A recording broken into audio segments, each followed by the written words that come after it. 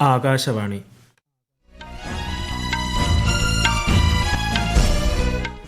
നമസ്കാരം. വാർത്തകൾ വായിക്കുന്നത് ഹരിഷ്ണ.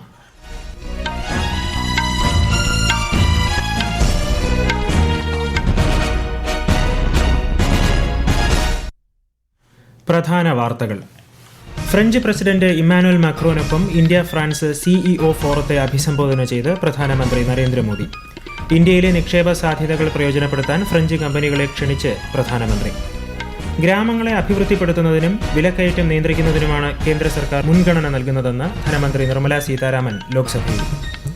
അതിർത്തി വഴിയുള്ള നുഴഞ്ഞുകയറ്റം ഏതു വിധേനയും പ്രതിരോധിക്കാൻ നിർദ്ദേശം നൽകി കേന്ദ്ര ആഭ്യന്തരമന്ത്രി അമിത്ഷാ. കേരള നിയമസഭയിൽ ബജറ്റിന്മേലുള്ള പൊതുചർച്ചയ്ക്ക് ധനമന്ത്രി KN ബാലഗോപാൽ ഇന്ന് മറുപടി നൽകും. ഇന്ത്യ ഇംഗ്ലണ്ട് ഏകദിന പരമ്പരയിലെ അവസാന മത്സരം ഇന്ന്.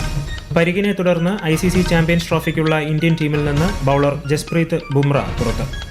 വാർത്തകൾ വിശദമായി. പ്രധാനമന്ത്രി നരേന്ദ്രമോദിയും ഫ്രഞ്ച് പ്രസിഡന്റ് ഇമ്മാനുവൽ മാക്രോനും പാരീസിൽ 14ാമത് ഇന്ത്യ ഫ്രാൻസ് CEO ഫോറത്തെ അഭിസംബോധന ചെയ്തു. ബിസിനസ് ബന്ധങ്ങൾ ശക്തിപ്പെടുത്തുന്നതിനും നൂതനത്വം വളർത്തുന്നതിനുമുള്ള പ്രതിബദ്ധത ഇരുവരും ആവർത്തിച്ചു. ആഗോള നിക്ഷേപ കേന്ദ്രമെന്ന നിലയിൽ ഇന്ത്യ ഇപ്പോൾ ശ്രദ്ധ ആകർഷിക്കുന്നതായി പ്രധാനമന്ത്രി പറഞ്ഞു. നിയന്ത്രണ പരിഷ്കാരങ്ങൾ ഇന്ത്യയുടെ സാമ്പത്തിക രംഗത്തെ കൂടുതൽ വിശ്വസ്തവും കാര്യക്ഷമവുമാക്കിയതായും അദ്ദേഹം ചൂണ്ടിക്കാട്ടി. अंतर्राष्ट्रीय व्यापार को आसान करने के लिए डिजिटल पब्लिक इंफ्रास्ट्रक्चर की मदद से भारत ट्रेड नेट की शुरुआत की जा रही है. ईज ऑफ लिविंग की दिशा में नया सिंप्लीफाइड इनकम टैक्स कोड हम ले आ रहे हैं. नेशनल मैन्युफैक्चरिंग मिशन की घोषणा की है और नए सेक्टर्स जैसे कि इंश्योरेंस सेक्टर को 100% FDI के लिए खोल दिया गया है. इन सब इनिशिएटिव्स को आप जरूर ध्यान से स्टडी करें. मैं आप सबको कहता हूं कि भारत में आने का यही समय है, सही समय है. പ്രതിരോധം, ഊർജ്ജം, വ്യോമയാനം, ബഹിരാകാശം തുടങ്ങിയ മേഖലകളിൽ പുതിയ നിക്ഷേപ സാധ്യതകൾ പ്രയോജനപ്പെടുത്താൻ ഫ്രഞ്ച് കമ്പനികളെ പ്രധാനമന്ത്രി ഇന്ത്യയിലേക്ക് ക്ഷണിച്ചു. വിദേശകാര്യമന്ത്രി S ജയശങ്കറും പരിപാടിയെ അഭിസംബോധന ചെയ്തു. മാർസേയിലെ ആദ്യ ഇന്ത്യൻ കോൺസുലേറ്റിന്റെ ഉദ്ഘാടനം നിർവഹിക്കുന്ന പ്രധാനമന്ത്രി ഇന്ന് US യാത്ര തിരിക്കും. ദ്വിരാഷ്ട്ര സന്ദർശനത്തിന്റെ ഭാഗമായി പ്രധാനമന്ത്രി Narendra Modi American vice president JD വാൻസുമായി പാരീസിൽ കൂടിക്കാഴ്ച നടത്തി. കൂടിക്കാഴ്ചയിൽ വിവിധ വിഷയങ്ങൾ ചർച്ചയായതായി പ്രധാനമന്ത്രി സമൂഹ മാധ്യമത്തിൽ കുറിച്ചു. പാരീസിൽ നടന്ന AI ആക്ഷൻ ഉച്ചകോടിക്കിടെ എസ്തോണിയൻ പ്രസിഡന്റ് അലർ കരിസുമായും പ്രധാനമന്ത്രി കൂടിക്കാഴ്ച നടത്തി. വ്യാപാരം, നിക്ഷേപം, IT എന്നിവയുൾപ്പെടെ വിവിധ മേഖലകളിലെ ഉഭയകക്ഷി പങ്കാളിത്തത്തിൽ ഇരു നേതാക്കളും സംതൃപ്തി പ്രകടിപ്പിച്ചു. പാവപ്പെട്ടവർക്കും കർഷകർക്കും സ്ത്രീകൾക്കും യുവാക്കൾക്കുമാണ് കേന്ദ്ര ബജറ്റിൽ പ്രാധാന്യം നൽകിയിട്ടുള്ളതെന്ന് ധനമന്ത്രി നിർമ്മല സീതാരാമൻ. ബജറ്റ് ചർച്ചയ്ക്ക് ലോക്സഭയിൽ മറുപടി നൽകുകയായിരുന്നു കേന്ദ്രമന്ത്രി. കൃഷി, MSMEകൾ, നിക്ഷേപം, കയറ്റുമതി എന്നിവയ്ക്കൊപ്പം ഗ്രാമങ്ങളിൽ അഭിവൃദ്ധി കൊണ്ടുവരുന്നതിനും വിലക്കയറ്റം നിയന്ത്രിക്കുന്നതിനുമാണ് കേന്ദ്ര സർക്കാർ മുൻഗണന നൽകുന്നതെന്നും ശ്രീമതി നിർമ്മല സീതാരാമൻ വ്യക്തമാക്കി. GSTയുമായി ബന്ധപ്പെട്ട് തീരുമാനങ്ങളെടുക്കാനുള്ള ഭരണഘടനാപരമായ അധികാരം GST കൌൺസിലിനാണെന്ന് ധനമന്ത്രി നിർമ്മല സീതാരാമൻ. GST വർഗീകരണത്തിന്റെ തീരുമാനം ഏകപക്ഷീയമല്ലെന്നും ഏതു പ്രശ്നവും കൌൺസിലിൽ അവതരിപ്പിക്കാൻ സംസ്ഥാനങ്ങളിലെ ധനമന്ത്രിമാർക്ക് പൂർണ്ണ അധികാരമുണ്ടെന്നും രാജ്യസഭയിൽ രേഖാമൂലം നൽകിയ മറുപടിയിൽ ശ്രീമതി നിർമ്മല സീതാരാമൻ വ്യക്തമാക്കി. രാജ്യത്ത് പ്രത്യക്ഷ നികുതി പിരിവ് 14.69% വളർച്ച കൈവരിച്ചു. Central board of direct taxes പുറത്തുവിട്ട കണക്കുകൾ പ്രകാരം ഈ സാമ്പത്തിക വർഷം 17,78,000 കോടി രൂപയാണ് ലഭിച്ചത്. വ്യക്തിഗത ആദായ നികുതി 9,47,000 കോടി രൂപയിലധികവും കോർപ്പറേറ്റ് നികുതി പിരിവ് 7,78,000 കോടി രൂപയിലധികവും വർദ്ധിച്ചു. ശൈത്യകാലത്ത് വൈക്കോൽ കത്തിക്കുന്നത് നിരുത്സാഹപ്പെടുത്തുന്നതിനായി വിളകൾക്കുള്ള താങ്ങുവില മാതൃകയിൽ വൈക്കോലിനും താങ്ങുവില നിശ്ചയിക്കുന്നതിനുള്ള സംവിധാനം രൂപീകരിക്കാൻ പാർലമെന്ററി സമിതി ശുപാർശ. ഇന്നലെ രാജ്യസഭയിൽ സമർപ്പിച്ച റിപ്പോർട്ടിലാണ് നിർദ്ദേശം. വർഷം തോറും അവലോകനം ചെയ്ത് ഖാരിഫ് വിളവെടുപ്പ് സീസണ് മുമ്പ് തന്നെ വില നിശ്ചയിക്കണമെന്ന് റിപ്പോർട്ടിൽ പറയുന്നു. നൂതന സാങ്കേതിക വിദ്യകൾ പ്രയോജനപ്പെടുത്തി അതിർത്തി വഴിയുള്ള നുഴഞ്ഞുകയറ്റം ഏതു വിധേനയും പ്രതിരോധിക്കണമെന്ന് അതിർത്തി രക്ഷാ സേനയ്ക്ക് നിർദ്ദേശം നൽകി കേന്ദ്ര ആഭ്യന്തരമന്ത്രി അമിത്ഷാ. സുരക്ഷാ ഏജൻസികൾ കർശന ജാഗ്രത പാലിക്കണമെന്ന് ജമ്മു കശ്മീരിലെ സുരക്ഷാ സാഹചര്യം അവലോകനം ചെയ്യുന്നതിനായി ന്യൂഡൽഹിയിൽ നടന്ന ഉന്നതതല യോഗങ്ങളിൽ കേന്ദ്രമന്ത്രി നിർദ്ദേശിച്ചു. തീവ്രവാദത്തിന് ധനസഹായം നൽകുന്നത് നിരീക്ഷിക്കുക, നാർക്കോ ഭീകര കേസുകളിൽ ശക്തമായ നടപടിയെടുക്കുക, ജമ്മു കശ്മീരിലെ തീവ്രവാദ ആവാസ വ്യവസ്ഥ തകർക്കുക എന്നീ നിർദ്ദേശങ്ങളും അദ്ദേഹം മുന്നോട്ട് വച്ചു. ജമ്മു കശ്മീരിലെ അക്നൂർ മേഖലയിൽ സ്ഫോടക വസ്തു പൊട്ടിത്തെറിച്ച് 2 ജവാന്മാർക്ക് വീരമൃത്യു. നിയന്ത്രണ രേഖയ്ക്ക് സമീപം പട്രോളിംഗ് നടത്തുന്നതിനിടയിലാണ് ഇന്നലെ സ്ഫോടക വസ്തു പൊട്ടിത്തെറിച്ച് അപകടമുണ്ടായത്. ഈ വാർത്തകൾ ആകാശവാണിയിൽ നിന്ന്.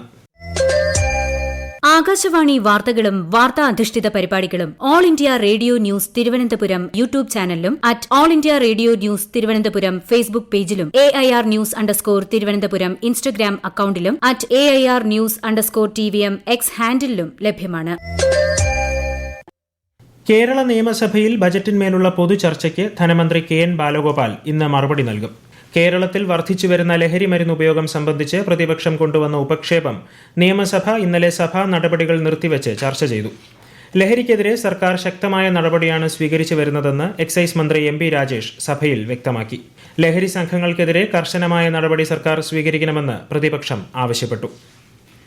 സംസ്ഥാനത്തെ 50,000 മുൻഗണനാ റേഷൻ കാർഡുകളുടെ വിതരണോദ്ഘാടനം മുഖ്യമന്ത്രി പിണറായി വിജയൻ ഇന്ന് തിരുവനന്തപുരത്ത് നിർവഹിക്കും.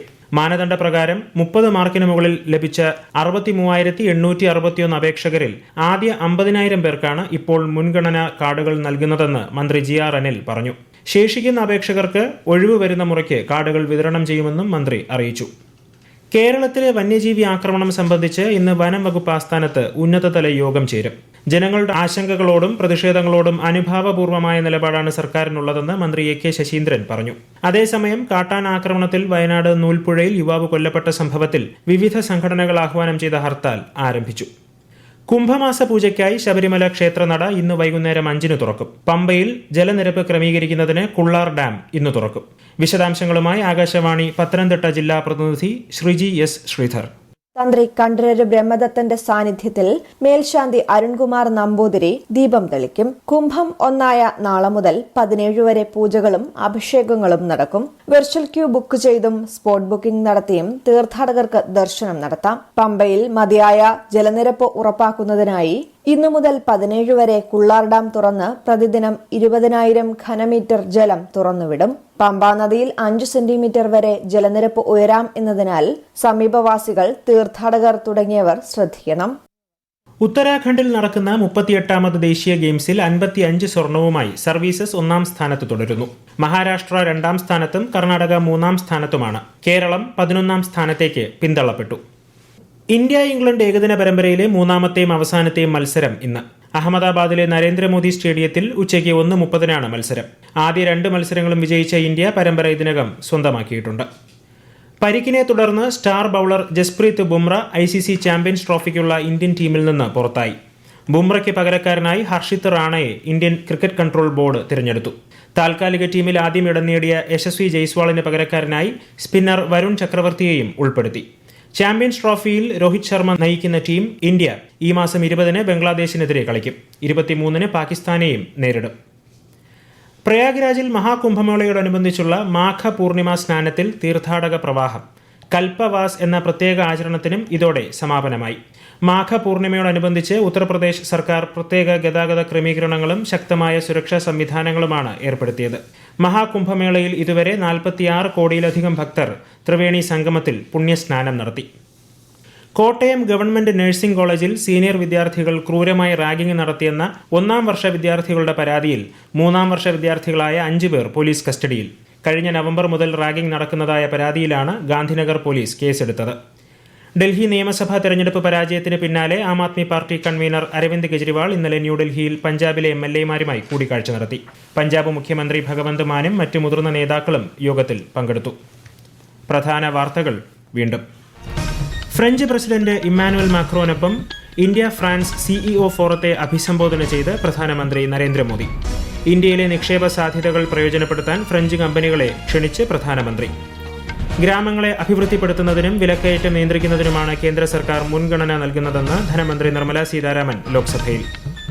അതിർത്തി വഴിയുള്ള നുഴഞ്ഞുകയറ്റം ഏതു വിധേനയും പ്രതിരോധിക്കാൻ നിർദ്ദേശം നൽകി കേന്ദ്ര ആഭ്യന്തരമന്ത്രി അമിത്ഷാ. കേരള നിയമസഭയിൽ ബജറ്റിന്മേലുള്ള പൊതുചർച്ചയ്ക്ക് ധനമന്ത്രി KN ബാലഗോപാൽ ഇന്ന് മറുപടി നൽകും. ഇന്ത്യ ഇംഗ്ലണ്ട് ഏകദിന പരമ്പരയിലെ അവസാന മത്സരം ഇന്ന്. പരിക്കിനെ തുടർന്ന് ICC ചാമ്പ്യൻസ് ട്രോഫിക്കുള്ള ഇന്ത്യൻ ടീമിൽ നിന്ന് ബൌളർ ജസ്പ്രീത് ബുംറ പുറത്ത്. വാർത്തകൾ കഴിഞ്ഞു. അടുത്ത വാർത്താ പ്രക്ഷേപണം ഉച്ചയ്ക്ക് 12:30.